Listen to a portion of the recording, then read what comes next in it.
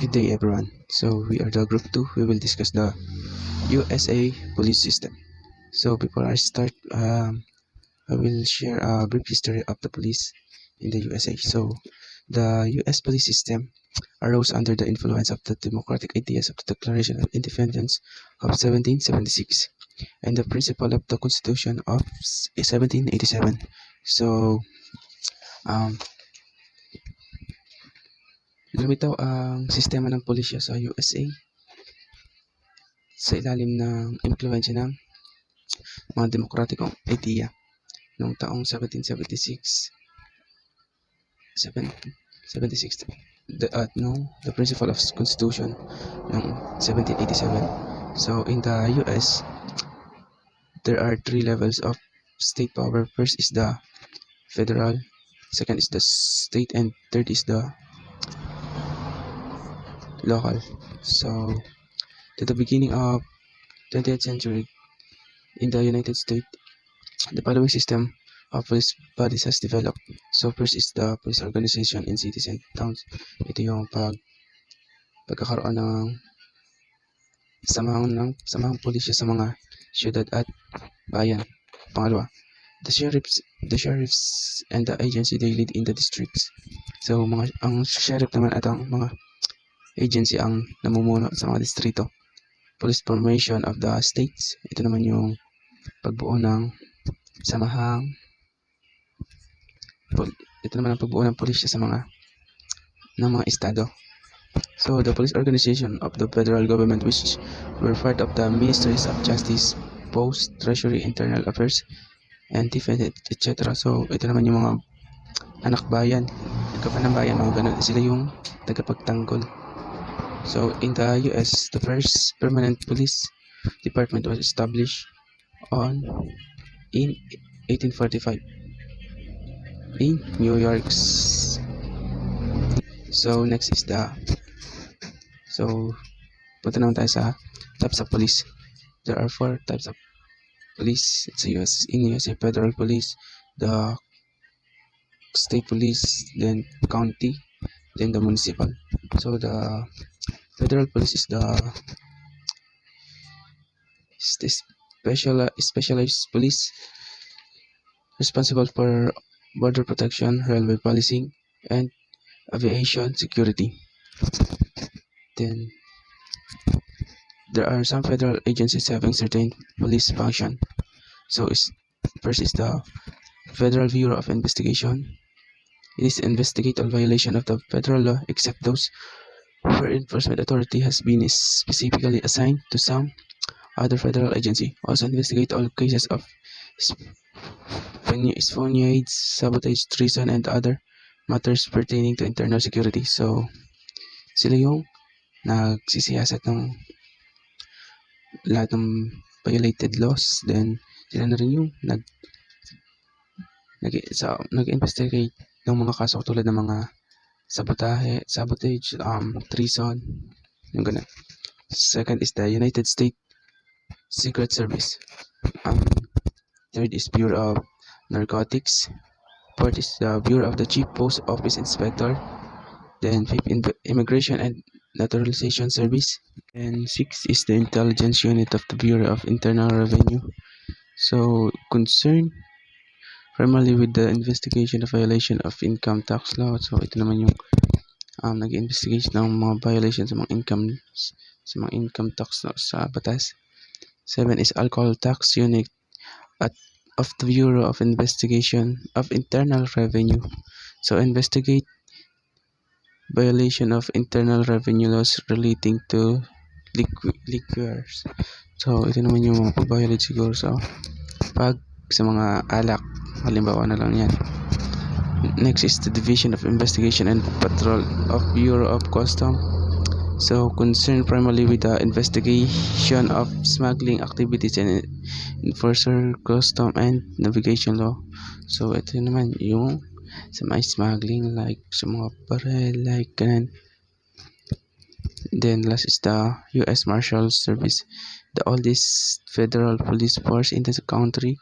Their charge of conducting the safe transfer of federal prisoner and protecting federal courts and judge. They also serve as covert law enforcement on USA air carriers. Next is the state police. So, state police operate statewide government agencies that provide law enforcement duties, including investigation and state patrols.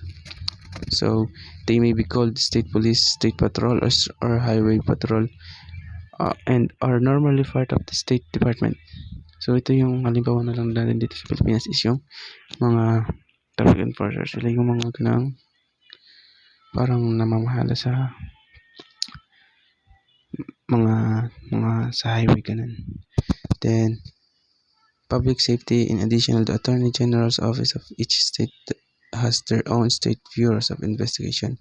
In Texas, the Texas Region Division fulfills this role, though they have their history in the period before Texas became a state. So next, county, also known as the parish country. All enforcement is provided by sheriff department. So ito dito na papasok yung mga sheriff, sila yung namumuno, sila yung ano ng mga gantong County police tend to exist only in metropolitan counties and have countywide jurisdiction in some areas. There is a sheriff department which only handles minor issues such as service of papers such as constable and other. So ito naman siguro, sila siguro yung mga nagkahawak sa mga mga municipal. Then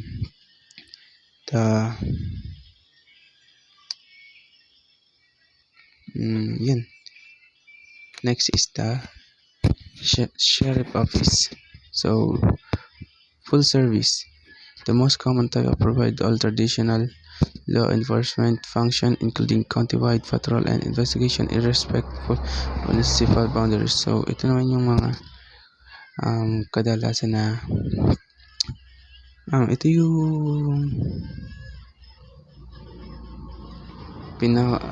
pinakaraniwang uri magbigay ng traditional sa pagpapaandar ng pagpatupad ng batas. So ito naman yung next is limited service. Along with the above, perform some type of traditional law enforcement functions such as investigation and patrol. They may be limited to security police duties on county properties. So ito naman yung mga limitado yung nila sa pagpaserbisyo. So next is the restricted service. So yun, restricted parang hindi ganun ka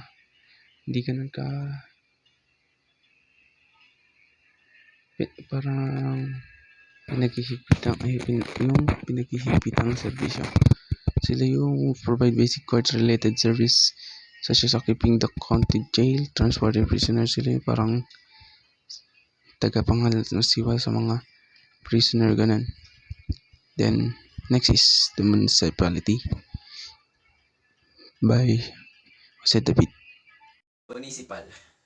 Municipal police range from one officer agencies, sometimes still called the town marshal, to the 40,000 men and women of the New York City Police Department. Most municipal agencies take the form municipality name. Police department. Many individual cities and towns will have their own police department, with larger communities typically have larger department with greater budget, resources, and responsibilities. Dito yung municipal police range is sakop lang nila yung municipal nila, and kung mas malaki yung municipality nyo, then mas malaki yung makukuha yung budget. And sa USA ay kada municipal ay may iba't iba silang police department, at doon nila pinapangalan yung mga department na yun sa lugar na yun. For example Oklahoma Police Department, like that. Tapos metropolitan departments such as at the Las Vegas Metropolitan Police Department have jurisdiction covering multiple communities and municipalities, often over a wide area, typically terminus with one or more cities or counties. Metropolitan departments have been formed by a merger between local agencies, typically several local police departments and often the local sheriff's department or office, in efforts to provide greater efficiency by centralizing command and resources and to resolve jurisdictional problems. Often, in experiencing rapid population growth and urban sprawl, or in neighboring communities too small to afford individual police department. Some county sheriff departments, such as the Los Angeles County Sheriff Department, are contracted to provide police service to local cities within their counties. Ito yung pinagkaiba ng ng Las Vegas Metropolitan Police Department ay mas malaki yung sakop nila. Kumbaga, maraming municipality, ilang districts yung sakop nila. At yung centralized command yung kanilang ginagawa. Kumbaga, isang nakakataas lang nanggagaling yung command. Police function. There are three primarily police agencies functions. Ordinary maintenance. Ito yung parang role nila. Ito yung parang power or role ng isang police. Nakalagay ito yung handle. Kumbaga, sila lang yung magha-handle sa nasasakupan nila and papatupad nila yung mga batas at nagpapanatili ng peace and order. Law enforcement, yung power ng mga pulis na patupad yung batas, and ito yung pinaka-common na naiisip na marami na function talaga ng police, which is manghuli ng mga criminal o crime offender, and ayun. Service. Number 3. Services may include rendering first aid, providing tourist information, guiding the disoriented, or acting as educators. Dito, yung parang, di ba ang isang police ay public servant, so maaari siyang pwedeng gawin. Pwede siyang tumulong sa may mga injuries, then magbigay ng mga ayun nga, tulong sa mga nangangailangan, tsaka pagtanungan ng lahat kasi nga public servant sila. Yan. Type of policing. Mga watchman ay type ng policing kung paano nila hinahandle yung isang crime. Ito yung nakadepende yung parusa sa outcome ng isang ginawa niya. At hindi ito binabase sa mga ginawang offense. Kumbaga, binabase yung magiging parusa dun sa mga naging outcome. At itong watchman, ito ay kadalasan sa mga mabababang ekonomiya, like yung mga declining industrial base, yung bumabagsak na yung mga factories, ganun. Tsaka ayun, tas lagi ditong may nadidiscriminate na group, kumbaga may pinapanigan tong batas na to, hindi siya patas. And legalistic, emphasize law enforcement and professionalism. This is usually found in reform-minded cities with mixed socio-economic composition. Officers are expected to generate a large number of arrests and citations and act as if there were a single community standard for conduct rather than different standards for different groups. However, the fact that certain groups are more likely to have law enforcement contact means the strict enforcement of law may seem overly harsh on certain groups. Dito, yung ginagawa dito sa may legalistic ay hinahandle nila yung crime base sa base sa batas. Yung mga disputes ay ginagamitan nila ng formal methods, at inaasahan dito na maraming maaaresto yung mga police dahil sa ginagawang crime. At dito ay ipinapaano na pantay-pantay lang yung mga tao na walang pinapanigan, at kung may ginawa ka ay maaari kang mahuli. And service. At ano pala, sa legalistic ay mga department ay inaano nila yung sarili nila as law enforcers. Service.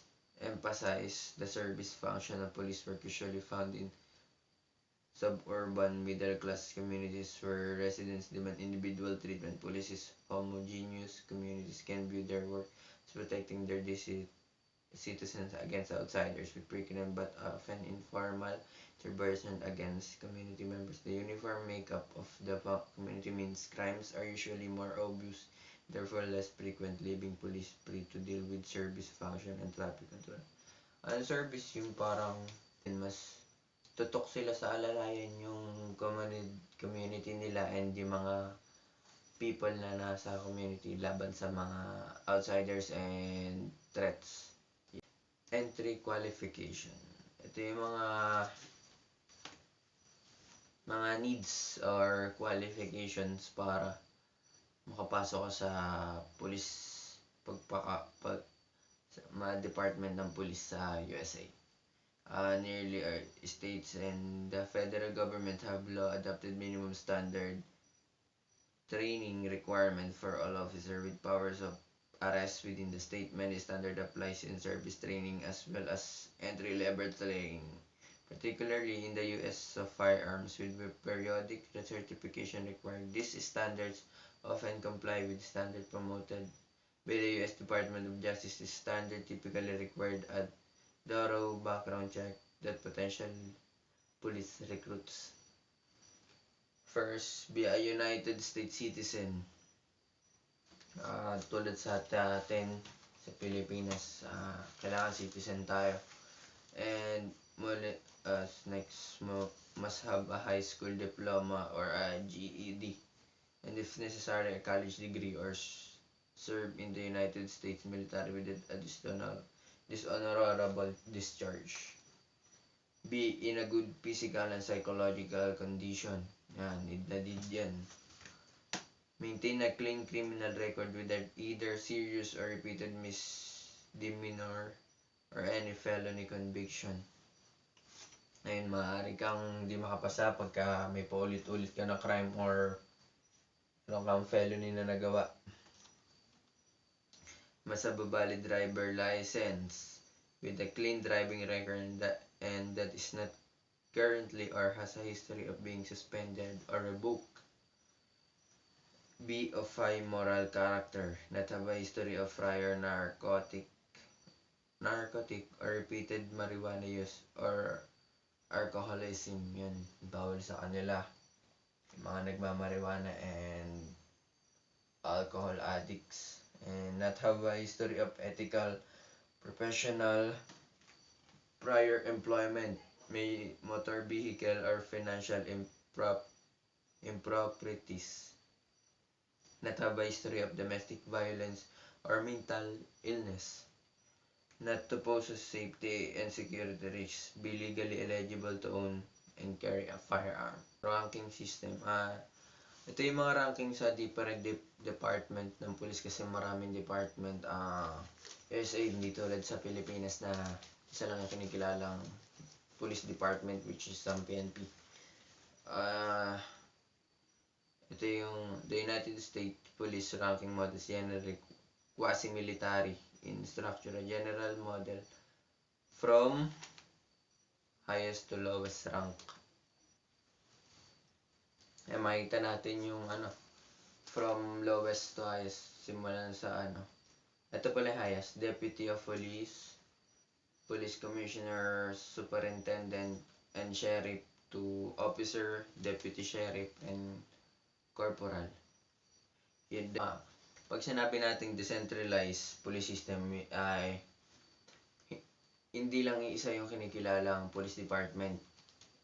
Kasi maraming police department at hindi sila sumusunod sa isang order. Kumbaga bawat department iba yung yung nakakataas at dun sila sumusunod ng command. At yung bawat department ay na may jurisdiction. And for example, may nangyari sa jurisdiction sa Commander A ay jurisdiction niya yung District A. And then, Commander B, kanya yung District B. At kung ano man mangyari sa District B ay labas ang District A doon dahil wala sa jurisdiction nila yun and wala silang magagawa dahil hindi yun ang naging batas sa kanila and wala silang power na makialam doon. And yun lamang po. Thank you.